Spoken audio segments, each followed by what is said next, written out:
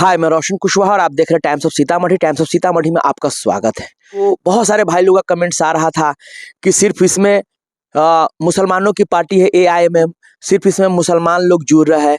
तो मैं आपको ये दिखाने की कोशिश कर रहा हूँ कि जो लोग ये सोच रहे हैं मुसलमानों की पार्टी है, उनका ये मनगढ़ंत कहानियां हैं, सिर्फ ये भ्रम है उनके लिए।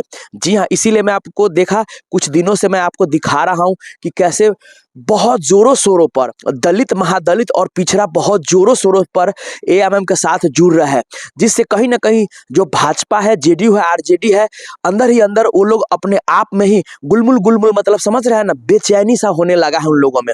अभी मैं एक ताज़ा एग्जाम्पल कल का मैं दिखाने जा रहा हूँ और ये नज़ारा आप देखेंगे ना तो आपको भी लगेगा। जी हाँ, जमुई में कल एक कार्यक्रम था, उस कार्यक्रम के दौरान सैकड़ों लोग एआईएमएम पार्टी में ज्वाइन किए और फाइनली वहां पे ज्वाइन किया। वहां पे एक अनिल पाल जी है, उन्होंने देखिए कैसे आह्वान किया लोगों को, कैसे बोला कि हमारे हक के लिए अगर कोई आवाज उठाता है, अगर कोई दलित, महादलित, पिछड़ा के लिए और मुसलमान भाइयों के लिए हमेशा तैयार रहता है लड़ने के लिए, केंद्र सरकार से लोहा लेने के लिए, तो वो है एआईएमएम के राष्ट्रीय अध्यक्ष असदुद्दीन ओवैसी साहब केंद्र में।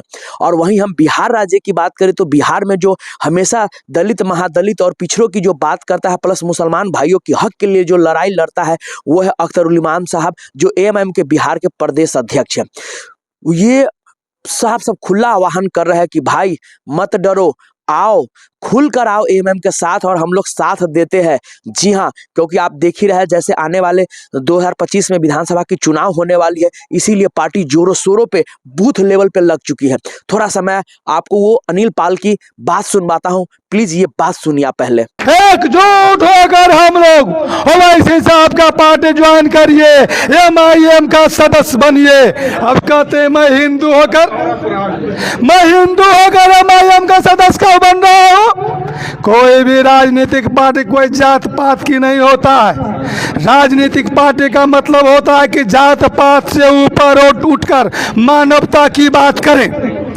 हिंदुस्तान में ओवैसी साहब एक ऐसा सांसद है जिन्हें सर्वोच्च सांसद से सम्मानित किया गया है। क्यों? कि अभी तक लोकसभा में जब भी भाषण देते हैं ये अपनी बातों को रखते हैं संविधान के दायरे में, रखते हैं संविधान के दायरे में बात करते हैं। इसीलिए ओवैसी साहब को सर्वोच्च सांसद से नवाजा गया है। इसलिए हमने देखा कि अगर हिंदुस्तान को बचाना है, हिंदू, मुस्लिम, सिख, ईसाई, हम सब है भाई भाई के नारा बुलंद करना है और इन मनोवादियों को भगाना है, अमन शांति बिहार में लाना है, तो हर हाल में एमआईएम को मजबूत करना है।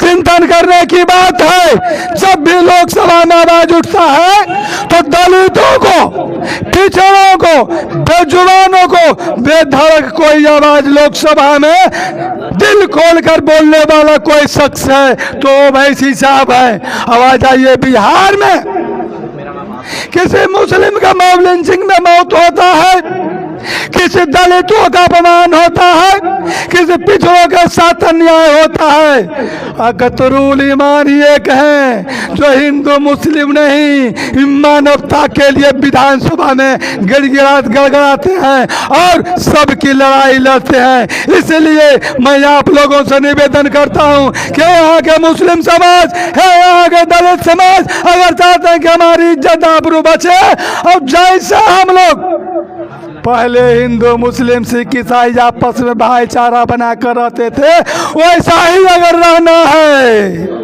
तो ओवैसी साहब को पार्टी एमआई में जुड़े। आने वाले दिनों में हम लोग मजबूत होंगे।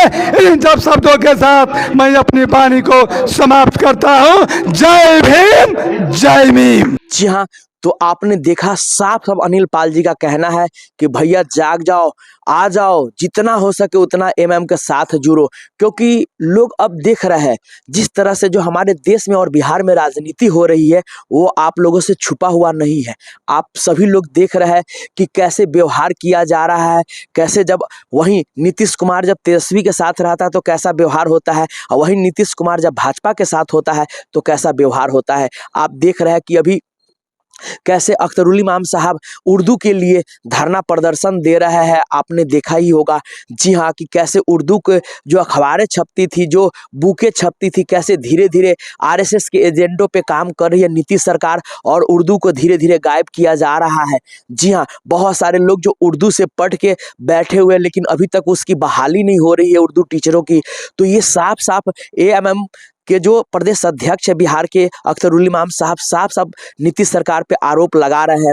कंटिन्यू आप देख रहे हैं जिस तरह से नीतीश कुमार का रवैया है बिहार में, कैसे आए दिन पेपर लीक हो जाती है, तो कैसे ये स्टूडेंट पे लाठी चार्ज कराया जा रहा है। तो ये सब तमाम मुद्दे, अगर इस मुद्दे को लेकर अगर हम लोग गंभीर नहीं हुए तो आने वाले पीढ़ी के साथ इससे भी बदतर हालत होने वाली है। साफ साफ अनिल पाल जी का कहना कि एमएम के साथ जुड़े, ताकि मजबूती के साथ हमारे हक के लिए आवाज उठाया जाएगा बिहार में विधानसभा में। विशेष आप लोगों को कैसा लगा प्लीज आप लोग कमेंट करके जरूर बताइएगा। तब तक के लिए बाय बाय, टेक केयर, देखते रहिए टाइम्स ऑफ सीतामढ़ी।